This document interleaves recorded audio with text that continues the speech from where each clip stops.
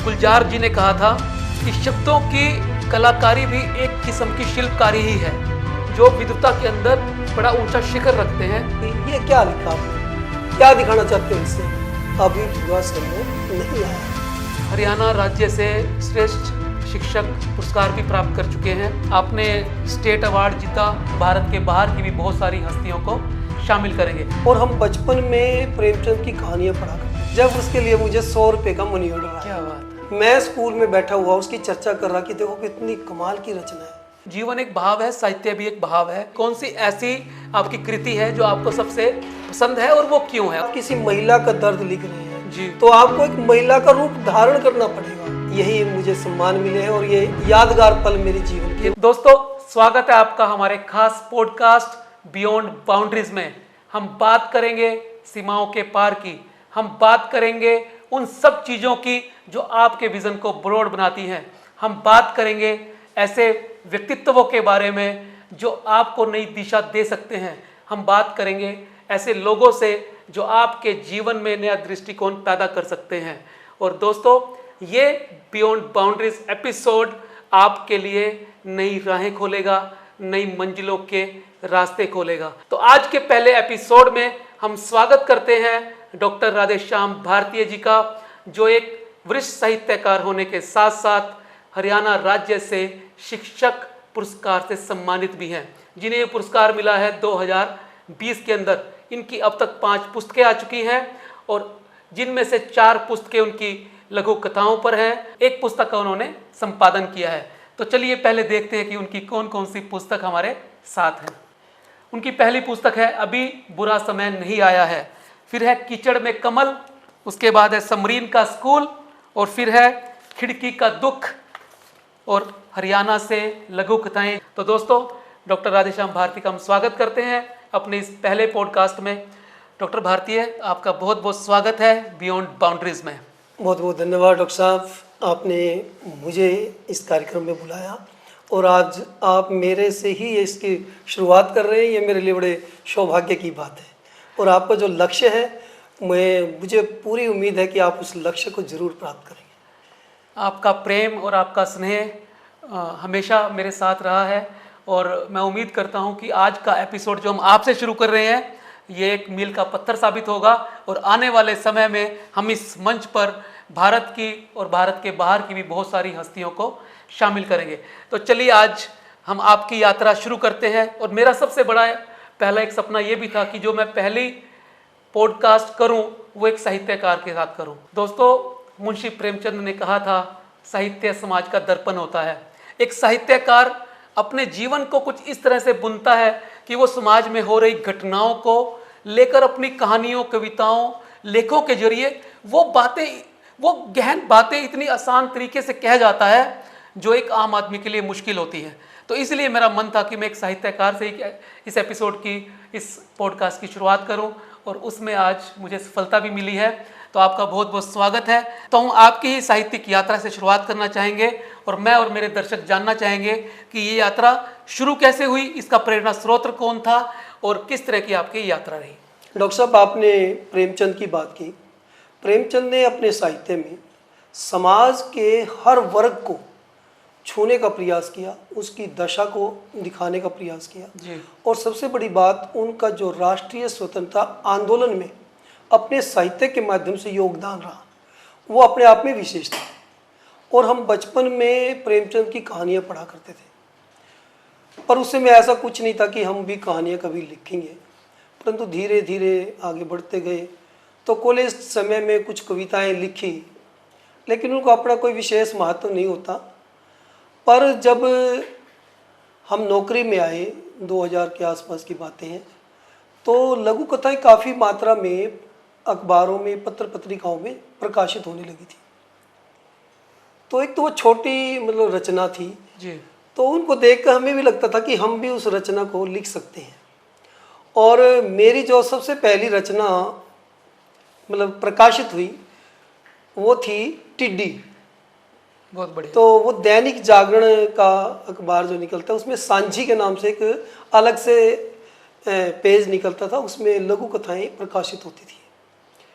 तो जब मैं याद कर रहा हूँ उस दिन को, जब मेरी रचना छपी, उसमें प्रकाशित हुई, तो मुझे बहुत खुशी हुई। मुझे ऐसा लगा जैसे मैं किसी बहुत बड़े अखबार में आज जो है प्रकाशित हुआ हूँ। और उससे ज़्यादा खुशी मुझे तब हुई जब उसके लिए मुझे 100 रुपये का मनी ऑर्डर आया। क्या बात है। तो एक पथ दो काज हो गए, एक तो रचना प्रकाशित हो गई और उसके ऊपर जो है राशि भी मिली। लेकिन जब हम दूसरों की रचनाएं पढ़ रहे थे तो लगता था कि हमारी रचनाएं तो कच्ची पक्की हैं, लेकिन जो दूसरों की रचना थी वो बहुत बेहतर रचनाएं थी। मैं बिहोली स्कूल में था, कुरुक्षेत्र के अंदर। उन्हीं दिनों एक दैनिक ट्रिब्यून में लघु कथाएं प्रकाशित होती थी और उसमें रामकुमार आत्रेय जी की एक लघु कथा प्रकाशित हुई थी, पंख। और रामकुमार आत्रेय जी बताया करते थे ये रचना मुझे बहुत पसंद है क्योंकि वो उनके लाइफ की, उनके स्कूल की घटी हुई घटना थी। बहुत बढ़िया। तो कमाल ये देखिए, मैं स्कूल में बैठा हुआ उसकी चर्चा कर रहा कि देखो कितनी कमाल की रचना है।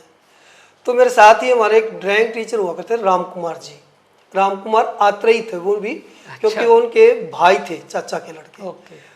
तो मैं कहने लगा कि देखो एक राम कुमार आत्रेय जी की ये लघु कथा जो है कितनी कमाल की लघु कथा है, क्योंकि थोड़ा थोड़ा मैं भी लिखने लग गया था और जैसे मैंने अभी बताया प्रकाशित भी हो चुकी थी। तो उन्होंने कहा ये तो मेरे बड़े भाई हैं। तो मुझे अंदर से बहुत खुशी हुई कि जिस लेखक को मैं पढ़ रहा हूँ उसके परिचित मेरे पास बैठे हैं। फिर मैंने उनसे पूछा कि क्या वो मुझे मिल सकते हैं, क्योंकि किसी वरिष्ठ लेखक से मिलते हुए हमारे अंदर एक डर होता है। ऐसा डर, ये बात नहीं कि भी वो हमें कुछ ऐसा कहेंगे, परंतु अपनी रचना को देखते हुए कि हम, क्योंकि उनकी कसौटी पे खरे नहीं उतर पाते उस समय। तो उन्होंने कहा क्यों नहीं उतरेंगे, क्यों नहीं मिलेंगे आपसे, वो बहुत ही साधारण व्यक्ति हैं और अभी रिटायर हुए हैं वो 2004 में। तो मैं उनके घर पहुंचा और फिर आत्रेय जी ने को मैंने अपनी एक दो रचनाएं दिखाई। उन्होंने उसमें कमियां कम, उसमें अच्छाइयाँ ज़्यादा बताई। तो मुझे लगा कि मैं लिख सकता हूँ, प्रेरणा मिली मुझे उनसे। अन्यथा बहुत सारे साहित्यकार किसी भी रचना को देख के ये कहते हैं कि ये क्या लिखा आपने, क्या दिखाना चाहते हो इससे, मतलब मनोबल टूट जाता है। लेकिन आत्रेय जी एक ऐसे व्यक्ति मेरे जीवन में रहे, उन्होंने अंतिम समय तक मतलब मुझे प्रेरित किया। और मेरी रचनाओं को जब भी, आप तो उनको बड़े अच्छे से जानते हैं, आपकी संस्था ने उनको सम्मानित किया है और आपने उनको समय समय पे याद किया और वो आते रहे आपके साथ और आप उनके व्यक्तित्व से परिचित हैं। तो उन्होंने कभी भी किसी भी साहित्यकार का मनोबल गिराया नहीं, बल्कि बढ़ाया है और उनको कहा और लिखिए, साथ साथ आप दूसरे की किताबें पढ़िए। तो मुझे उनसे प्रेरणा मिली और फिर मैं रचनाएं पढ़ने लगा। कुरुक्षेत्र लाइब्रेरी के अंदर मैं 2:30 बजे के बाद वहाँ बैठता था, क्योंकि मुझे लेट वहाँ से आता था। तो मैंने काफ़ी किताबें पढ़ी। तो जो आपने मेरे से प्रश्न किया था कि आपको प्रेरणा कहाँ से मिली, तो मुझे प्रेरणा जो है साहित्य की, प्रेमचंद जैसी रचनाएं पढ़ करके और फिर रामकुमार आत्रेय जी का सानिध्य मुझे मिला। और मेरे गुरुजी डॉक्टर अशोक भाटिया जी, जिन्होंने मुझे बीए में पढ़ाया और बाद में मुझे हिंदी लघु कथाओं में शोध कार्य भी करवाया। तो मेरे लिए जो है ये बड़े सौभाग्य की बात थी कि मुझे लघु कथा के 2 दिग्गज मुझे मिले और उनसे फिर मैं आगे बढ़ा। देखो भारती जी, ये कहा जाता है कि जब व्यक्ति अपने से ज़्यादा ज्ञानवान लोगों के बीच में, विद्वान लोगों के बीच में बैठता है, उनको ऐसे मेंटर मिल जाते हैं जो बड़े सशक्त हैं, जो विद्वता के अंदर बड़ा ऊंचा शिखर रखते हैं, तो व्यक्ति के अंदर उसी तरह के प्रभाव और भाव आने शुरू हो जाते हैं। तो आपकी यात्रा सही लोगों के साथ, अच्छे लोगों के साथ, गुणी और विद्वान लोगों के साथ हुई, जो आपकी लेखनी में हमें देखने को मिलता भी है। एक सादगी मिलती है, एक विद्वता मिलती है और एक सबसे बड़ी बात है कि ऐसा परिवेश उसके अंदर दिखाई देता है जिसमें कहीं भी ये नहीं लगता कि व्यक्ति ने ये चीज़ें मतलब जानबूझ के डाली हुई हैं। वो ऐसा लगता है कि जैसे उसके साथ वो घटनाएं हुई हैं और उस घटनाओं को लेके उसने ये रचा है। तो अपने आप में किसी लेखक की ये एक बड़ी बात होती है कि जो उसके मन से और जो उसके परिवेश से उपजी हुई चीज़ें हैं वो उसकी लेखनी के अंदर आती हैं।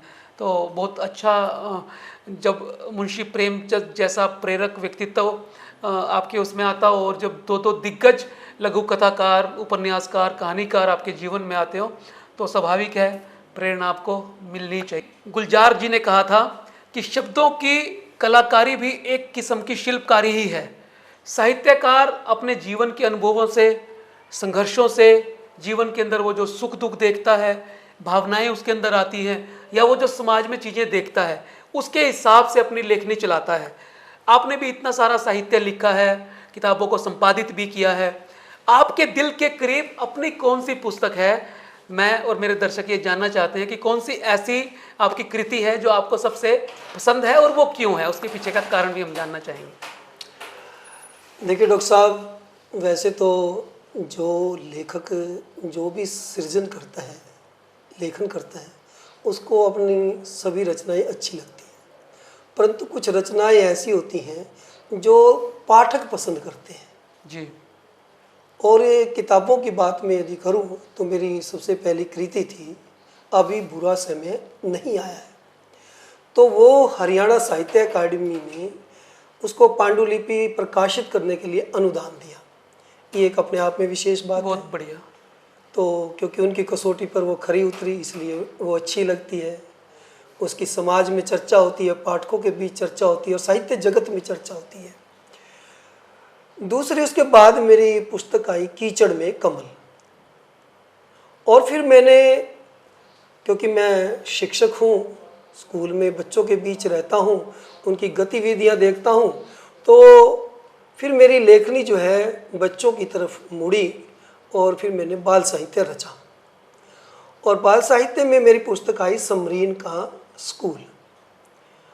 और ये हम सब के लिए खुशी की बात है कि वो हरियाणा साहित्य अकादमी ने उस पुस्तक को श्रेष्ठ कृति पुरस्कार से सम्मानित किया। बहुत बहुत बढ़िया, बहुत बढ़िया। तो इसलिए वो बड़ी अच्छी लगती है।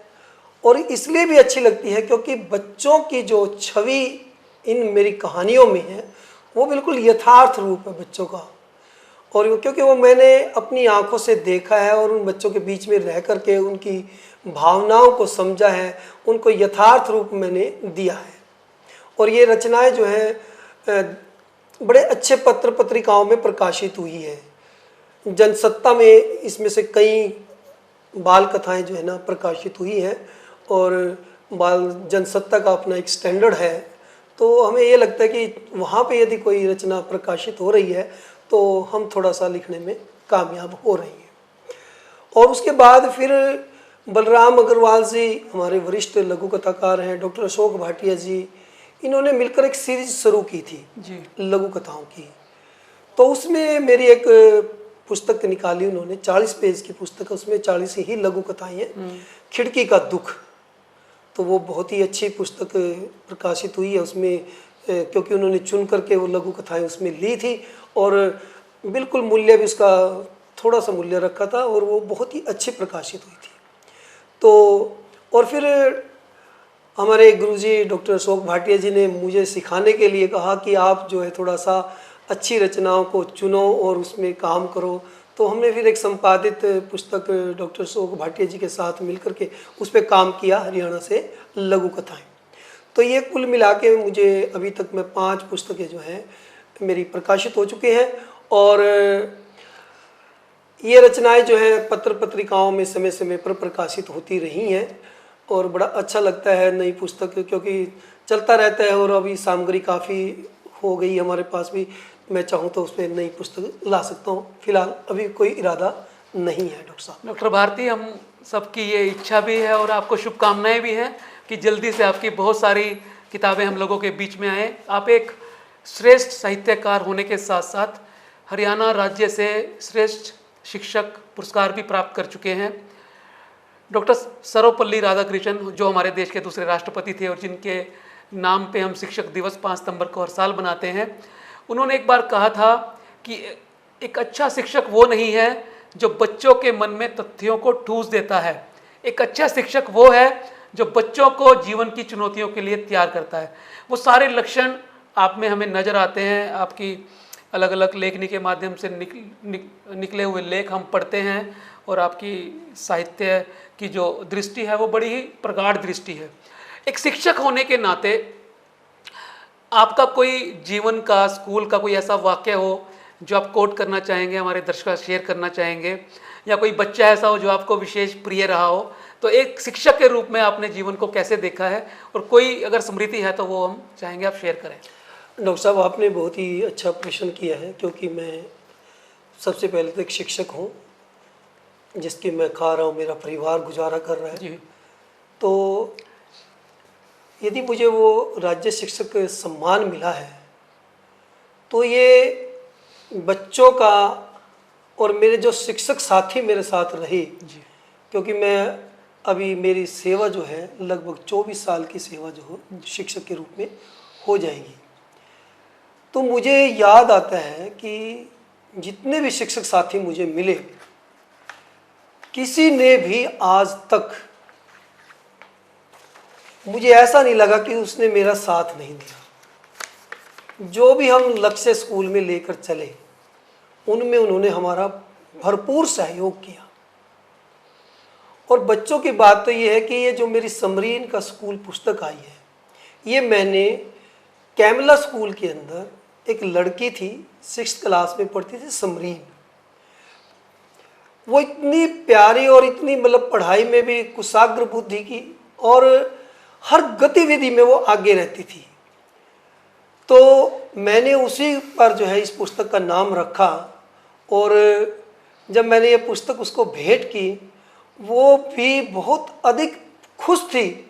उसके साथ साथ जितने भी विद्यार्थी हमारे स्कूल में थे उनको भी लगा कि हमारे स्कूल का नाम जो है इस बिटिया के माध्यम से लोगों के बीच में पहुंचा। और हमारे साथ जो प्रिंसिपल्स जिनके काम किया मैंने साथ मिलकर के, मुझे हमारे साथ रणबीर सिंह जी बिहोली के अंदर एक हेड मास्टर थे, क्योंकि वो हाई स्कूल था उस समय। मुझे याद आता है वो पल कि सर्दियां पड़ रही थी, लगभग सर्दी शुरू हुई थी, तो उन्होंने मुझे कहा कि भाई आज ये देखो कि कितने बच्चे जूते नहीं पहन रहे। तो मैंने नोट किया, मगर मैंने उनको बताया कि ये लगभग 20 से 25 बच्चे हैं जी। उन्होंने मुझे कहा कि कल आप आते हुए जूते लेके आना है, इनके साइज नोट कर लीजिए।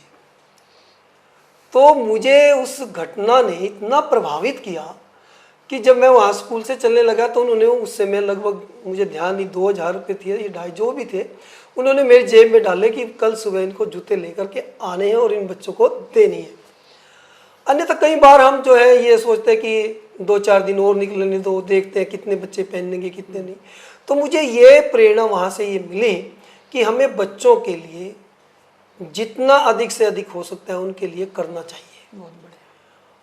तो हमने जो है प्रयास किया, क्योंकि हमारा स्कूल, जैसे अब मैं नगला मेघा में रहा, वो स्कूल जो है बाद में ब्लॉक स्तर पर, फिर बाद में जिला स्तर पर जो है उसको सौंदर्यकरण में पुरस्कार मिला। तो हम साथियों ने, जितने भी साथी वहाँ थे, उन सब ने मिल करके उसको सुंदर बनाने का प्रयास किया। और मैं आपको बताना चाहूँगा डॉक्टर साहब, हमने जो है कभी भी, यदि जो चेयर ने हमें जो भी काम सौंप दिया उसके लिए कभी ना नहीं किया।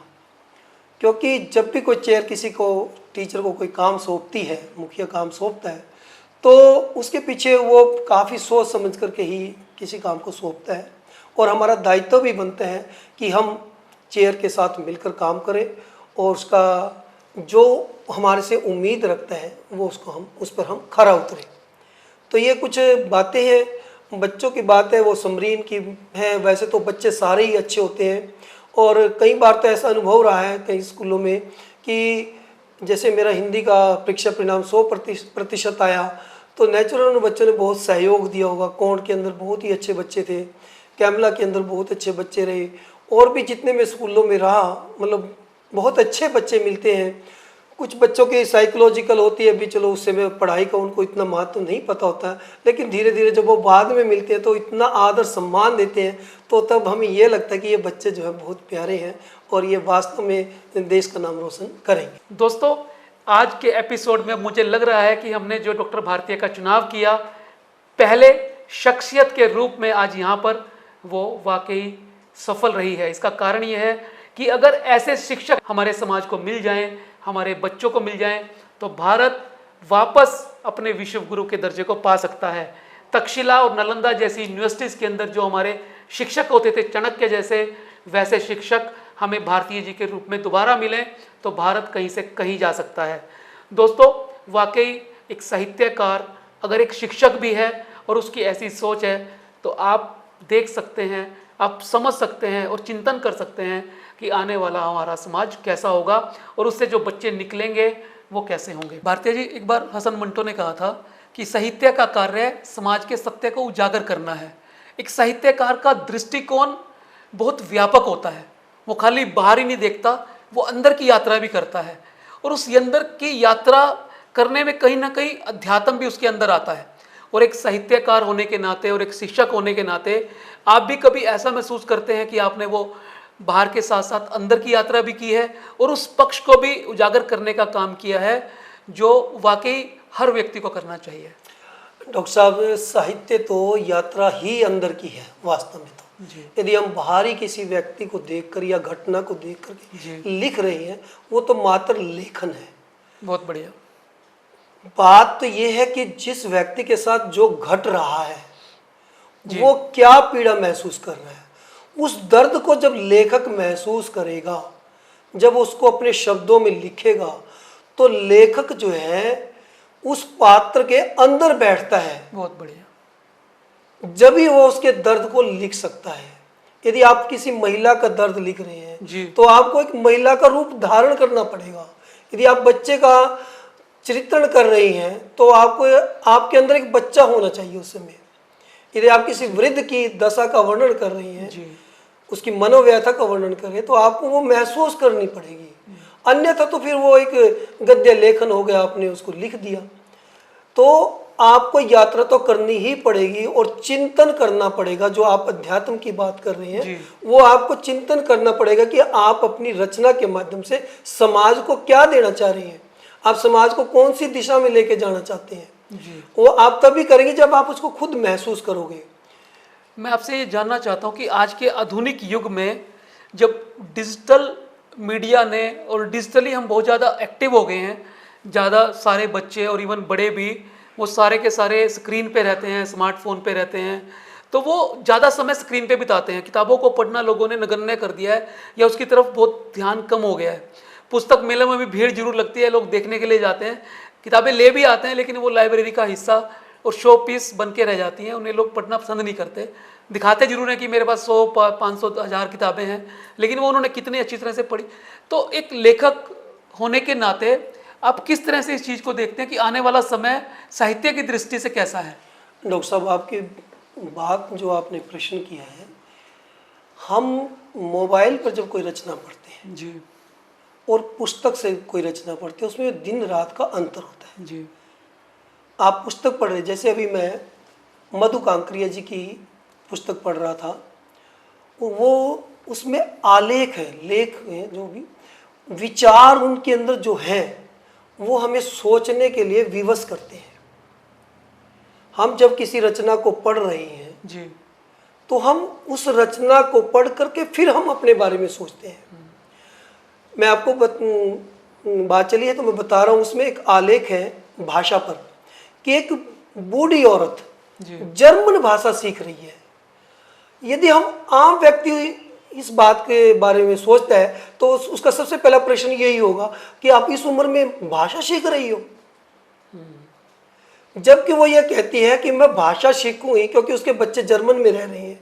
वो कहती कि मैं जर्मन भाषा सीखूंगी तभी तो मैं अपने पोते पोतियों से बात करूंगी, तभी तो मैं अपने बेटे से खुल करके बात करूंगी।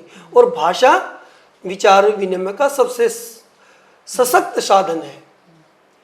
तो जो हम पुस्तकें पढ़ते हैं, पुस्तकें पढ़ने के बाद ही पाठक जो है सोचता है, चिंतन करता है, उसकी भाषा सीखता है कि इसने किस तरह के बिंब बुने हैं, किस तरह की उपमाएं दी हैं, किस तरह का अलंकार उसके अंदर प्रयोग हुआ है।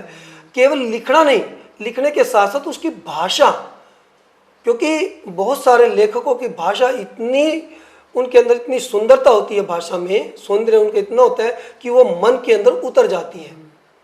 और वो तभी आनंद आता है जब हम किसी पुस्तक से उसको पढ़ते हैं। आप सफ़र में जा रहे हैं, आप उसको पुस्तक को पढ़िए। आप देखिए पहले कितने लोग जो है पुस्तकें पढ़ते थे।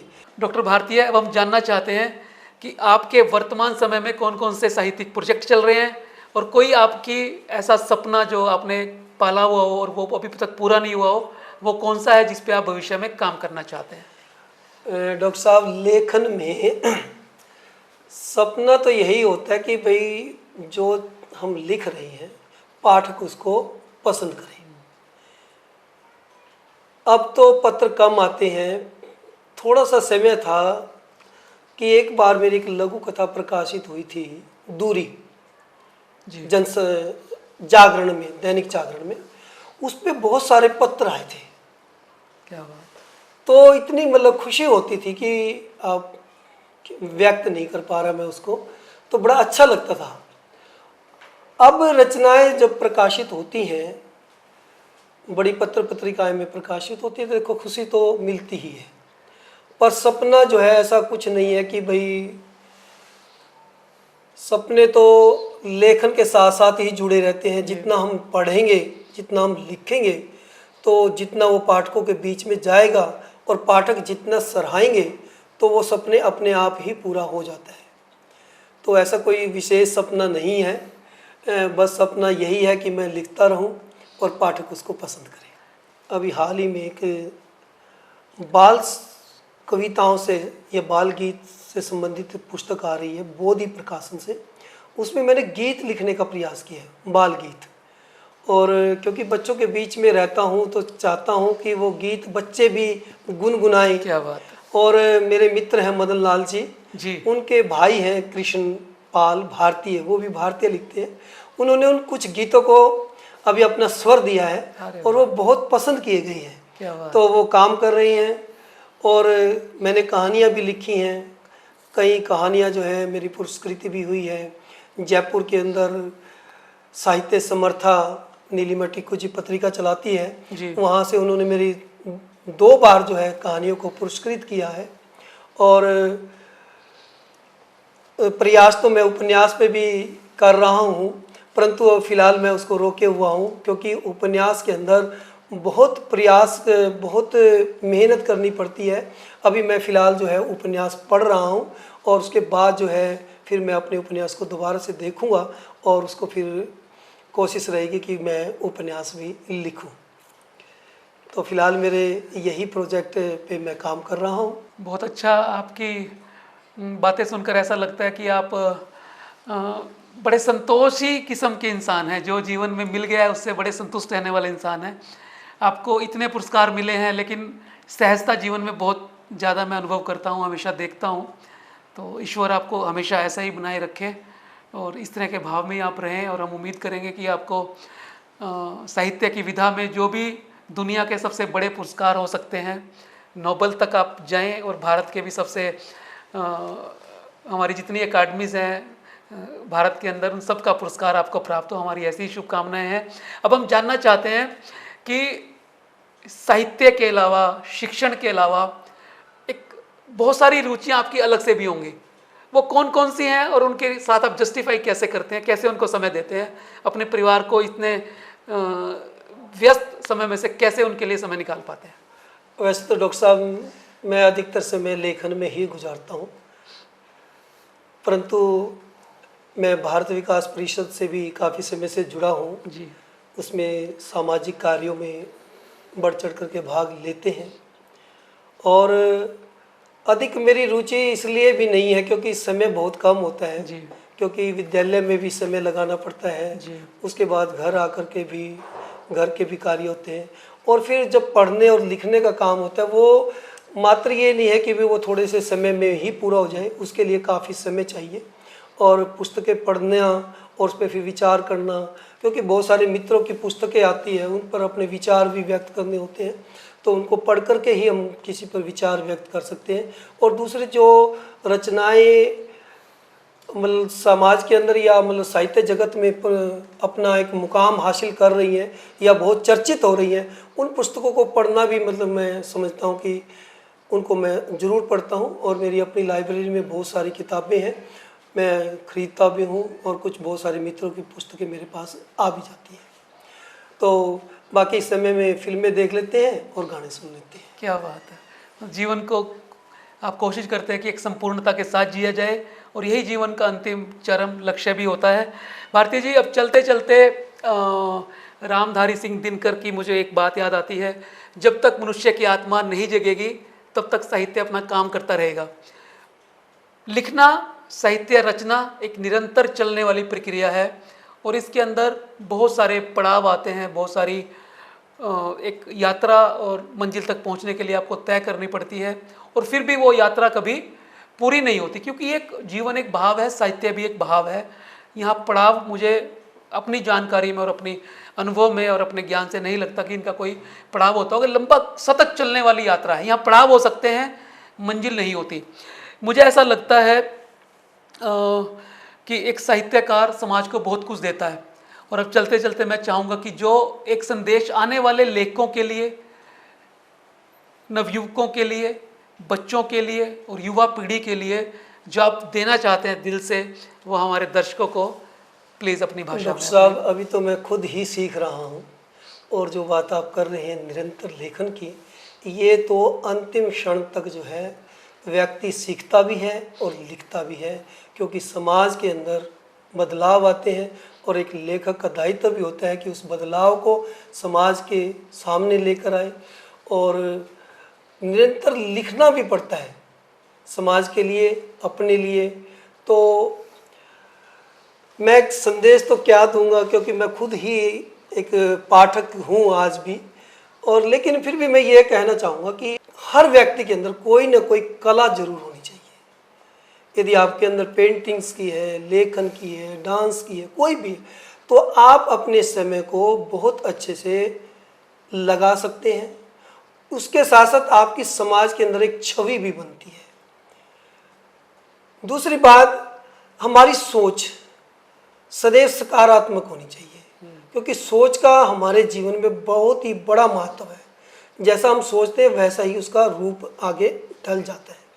यदि हम समाज की जुड़ कर के साथ चलेंगे तो हम अपने लक्ष्य को भी प्राप्त करेंगे, और किसी न किसी रूप में जो हमारे ईश्वर ने हमारा जन्म दिया है इस धरती पर, वो जो हमारे से उम्मीद लगाता है कि मानव के अंदर मानवीय मूल्य होने चाहिए, तो वो मानवीय मूल्य तभी होंगे जब हम एक दूसरे के बारे में सोचेंगे। तो हमें एक दूसरे के बारे में सोचना चाहिए, समाज की सहायता करनी चाहिए, और जो हमारे दायित्व है उनका बड़ी निष्ठा से निर्वाह करना चाहिए। तो मेरा यही समाज से या अपने मित्रों से निवेदन है कि वो जो है समाज के बारे में सोचे, और अच्छे से अच्छा अपना सर्वश्रेष्ठ देने का प्रयास करिए। डॉक्टर भारतीय, आपकी कहानी को जयपुर में सम्मानित किया गया, आपने स्टेट अवार्ड जीता शिक्षण के क्षेत्र में, आपको और मंचों से भी बहुत सम्मानित किया गया। गाए बेगाए हम पढ़ते रहते हैं, आपकी पत्र पत्रिकाओं में, अखबारों में आपका नाम आता रहता है, भी ये पुरस्कार मिला, आज ये पुरस्कार मिला। हम चाहेंगे कि हमारे दर्शकों को भी पता लगे कि कौन कौन से पुरस्कार आपको आज तक मिले हैं, जो कुछ मुख्य हैं, क्योंकि नहीं तो बहुत लंबी लिस्ट हो जाएगी। जो मुख्य मुख्य पुरस्कार हैं उनके बारे में आप जरूर बताएं प्लीज़। हाँ डॉक्टर साहब, मैं अभी जैसे जयपुर की बात कर रहा था, तो उन्होंने मेरी कहानी को 2 बार सम्मान दिया, और मुझे सबसे बड़ी खुशी ये हुई वहाँ पर कि चित्रा मुदगल जी वरिष्ठ साहित्यकार हैं जी जी, और मृदुला गर्ग जी और चंद्रकांता जी, उनके हाथों से मुझे वो सम्मान मिला, और नीलिमा टिक्कू जी, क्या बात, और बहुत बड़े मतलब जो है देश भर से साहित्यकार वहाँ आते हैं। नीलिमा टिक्कू जी हर साल वहाँ पे कार्यक्रम करती है, तो ये बड़ा अच्छा लगता है कि साहित्यकारों के बीच में एक वरिष्ठ साहित्यकार अपना आशीर्वाद हमें देती है, तो बड़ा अच्छा लगता है। उसके साथ साथ अभी हाल ही में भोपाल से लघु कथा शोध केंद्र, जिनको कांता राय जी चला रही है, और उसके बहुत सारी अच्छी टीम जो है उसको कार्यक्रम करती है हर साल, माधवराव सप्रे जी की याद में, क्योंकि जो पहली लघु कथा हम मानते हैं इंग्लिश लघु कथाओं में, तो वो माधवराव सप्रे की एक टोकरी भर मिट्टी को मानते हैं। तो उन्होंने भी मुझे सम्मानित किया लघु कथा के लिए, विक्रम सोनी स्मृति सम्मान मुझे दिया। कैथल से भी साहित्य सभा कैथल जो मदान जी हैं वहाँ पर, और भी बहुत सारे साथी हैं जो मतलब लगभग 50 साल से ऊपर उनकी संस्था को हो गया है और वो साहित्यकारों को सम्मानित करती है। ऐसे मंच से भी सम्मानित होना अब बहुत अच्छा लगता है, गर्व महसूस होता है कि हमारी लेखनी को सम्मान मिल रहा है। और स्वयं आपके मंच ने VSCA फाउंडेशन जो 14 सितंबर हिंदी दिवस पर कार्यक्रम करती है, आपकी संस्था VSCA फाउंडेशन ने भी मुझे सम्मानित किया। ये मेरे लिए बड़े गौरव का पल होता है कि हमारे शहर ने मेरी लेखनी को पहचाना, उसको सम्मान दिया। और भी मंचों पर सम्मान मिलता रहता है, बड़ा अच्छा लगता है। तो यही मुझे सम्मान मिले हैं और ये यादगार पल मेरे जीवन के। ये तो हमारे लिए भी भारतीय जी बड़े गौरव की बात है कि आपको इतने बड़े बड़े मंचों से सम्मान मिला है।